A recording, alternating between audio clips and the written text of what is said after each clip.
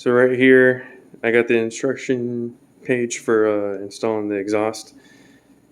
And due to how many different configurations of the beds and the cab you can have, MBRP to make it easier on them, but I guess a little more difficult on the installer.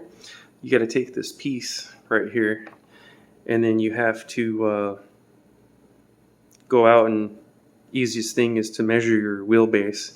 So you can see there's a template here that shows the pipe is 37 inches, and then each configuration you got to go you don't have to do anything with the crew cab long box, but anything else you have to again follow the template on what your wheelbase is, and then mark the pipe so that you can cut it correctly.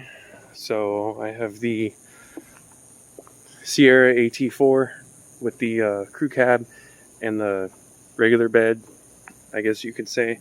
So really can't see it, but measuring out the wheelbase right here with my tape measure, and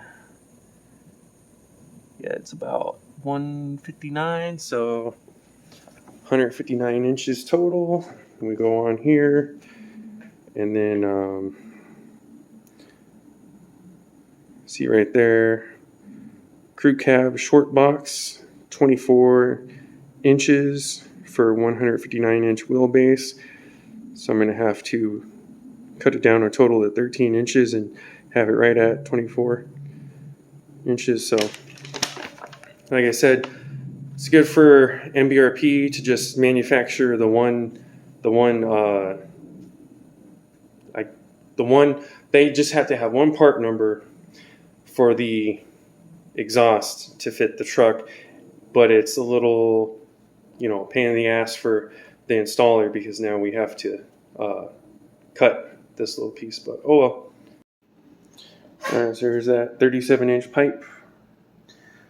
So I have to cut off 13 inches, so that leaves 24. So there's 24 inches right here, and then 13 over here, and that's again just the difference in the different configurations.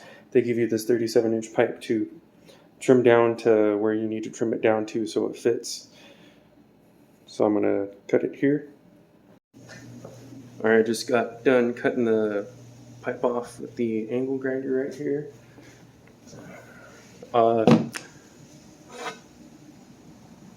Definitely not a professional who cuts straight on the angle grinder, but it'll do.